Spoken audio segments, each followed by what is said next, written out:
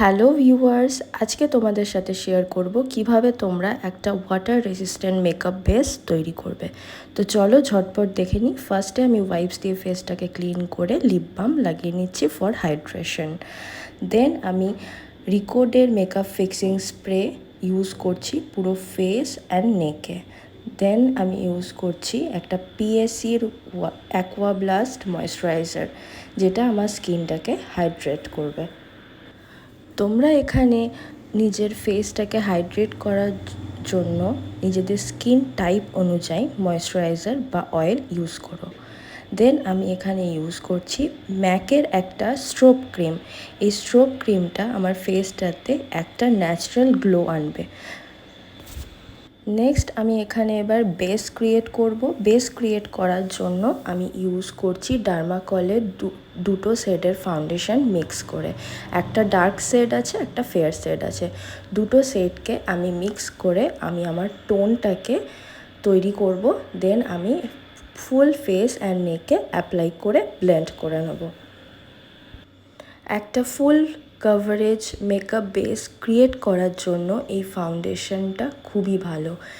Plus এই ফাউন্ডেশনটা তোমাদের ফেসে যে কোনো টাইপের দাগ বা যে কোনো টাইপের পোড়ার দাগ বা তোমাদের ব্রাইড বা কাস্টমারের যদি সেতি বা অন্য রকমের ফেসে কোনো দাগ থেকে থাকে সেটাকে হাইড করতে সাহায্য করবে। খুবই সুন্দর একটা foundation, smooth finish, long lasting, আর সব থেকে ভালো হচ্ছে এটার ব্লেন্ডিং প্রসেস খুবই ইজি। জাস্ট হালকা বিউটি ব্লেন্ডার বা ব্রাশ দিয়ে ড্যাব করলেই পুরো ভালোভাবে ব্লেন্ড হয়ে যায়। ব্লেন্ড করতে খুব একটা অসুবিধা বা অন্য কিছু ব্লেন্ডার ইউজ করতে হয় না। তোমরা চাইলে এই ফাউন্ডেশনের সাথে যে কোনো অয়েল বা স্ট্রোব ক্রিম মিক্স করে অ্যাপ্লাই করতে পারো। এতে ফেসটা আরও বেশি পরিমাণে গ্লো হয়। আমি এখানে বিউটি ব্লেন্ডার দিয়ে পুরো ফেস অ্যান্ড নেকে ফাউন্ডেশনটা ভালো করে ব্লেন্ড করে নিচ্ছি। তোমরা মাথায় রেখো ফেসের কালার বা গলার কালার যাতে কোনোটাই আলাদা না লাগে, না হলে মেকআপটা ন্যাচারাল লাগবে না। কারণ আমরা মেয়েদেরকে অনেক সময় শুনতে হয় যে বিনা মেকআপে তোমাকে চেনাই যায় না, মেকআপ করার পর তোমাকে এত সুন্দর লাগে এক্সেট্রা এক্সেট্রা, বা অনেকেই এমনি কথা বলে থাকে যে মেকআপ মানে ময়দা মাখা। তো চলো এটাকে ভুল প্রমাণ করা যাক। নেক্সট আমি এখানে কন্ট্রোল করে নিচ্ছি আমার ফেসটাকে একটা শেপ দেওয়ার জন্য। এখানে আমি ইউজ করছি হুডা বিউটির ট্যান্টোর, যেটা আমি ম্যাক্সিমাম টাইম ইউজ করে থাকি বিকজ এটা খুব সুন্দর ফেসটাকে কন্ট্রোরের ফিনিশ দেয়।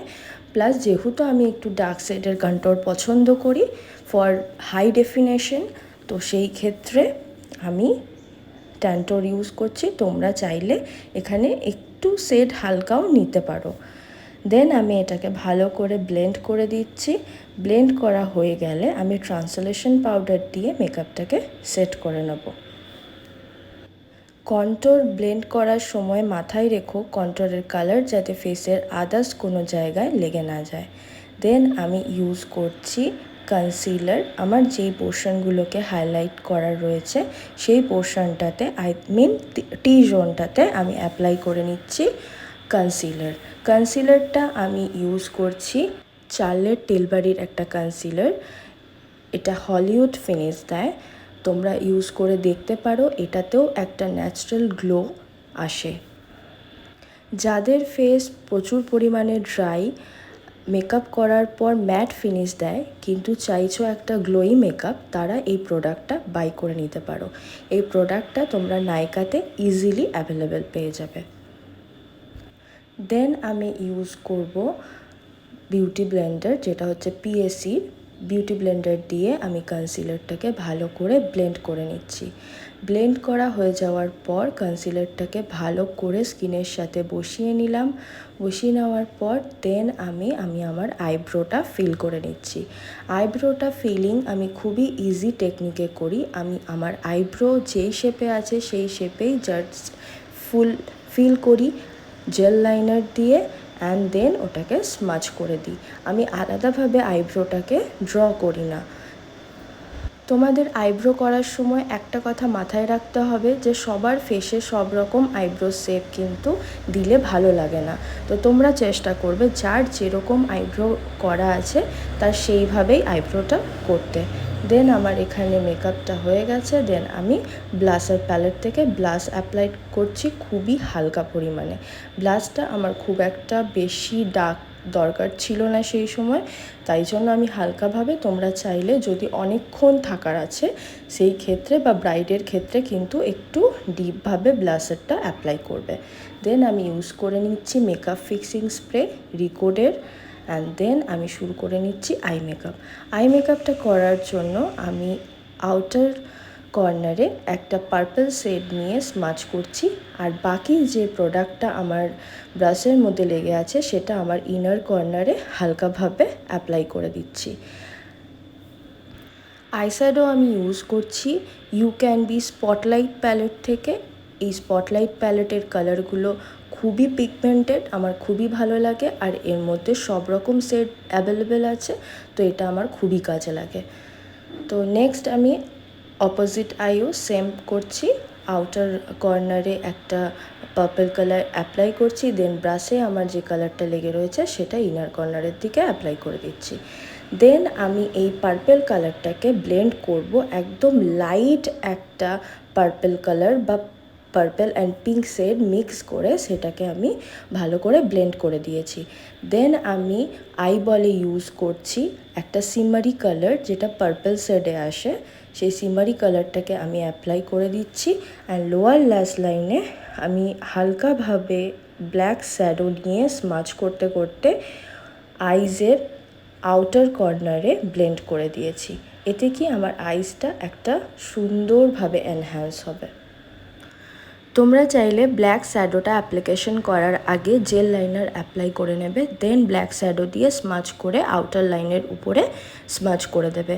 দেন তোমরা যদি চাইছো ব্ল্যাক কালারটা একটু বেশি পরিমাণে যাতে ভিজিবল হয় লোয়ার ল্যাশ বা আউটার ল্যাশ লাইনে, দেন তোমরা কিন্তু জেল লাইনার ইউজ করবে। যেহেতু আমার নিড ছিল না, তার জন্য আমি ব্ল্যাক শ্যাডো দিয়েই আমার কাজটা হয়ে গেছে।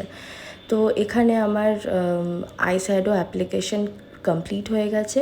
দেন আমি আপার ল্যাশ লাইনে জেল লাইনার দিয়ে ড্র করে নিয়েছি। অ্যান্ড দেন আমি অ্যাপ্লাই করছি লিপস্টিকটা এখানে আমি আজকে একটু ডার্ক শেডের লিপস্টিক ইউজ করছি।